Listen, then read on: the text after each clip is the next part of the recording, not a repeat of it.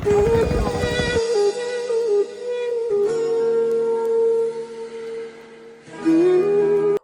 নদীরে, তুই ভাঙলি আমার ঘর, তোর কিনারায় থাকতাম, তুই করলি আমায় পর।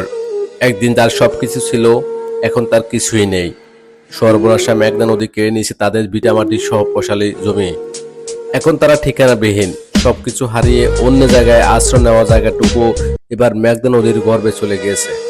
তাই তো বলতে হয়, নদীরে তুই সব খেলে আমার বসত বাড়ে, তবুও তোর ফ্যাট ভরেনি ডুবলু বাঙ্গা তরি। শতবর্ষের পুরনো স্কুল ভেঙে দিলি এবার, নদীরে তোর পড়ালেখা আছে কি দরকার? নদীর এপার ছিল মসজিদ, ওপার ছিল গির্জা। নদীর এপার ছিল মসজিদ, ওপার ছিল গির্জা, সব কেড়ে নিলি রে তুই বাসে ভাঙ্গা দরজা।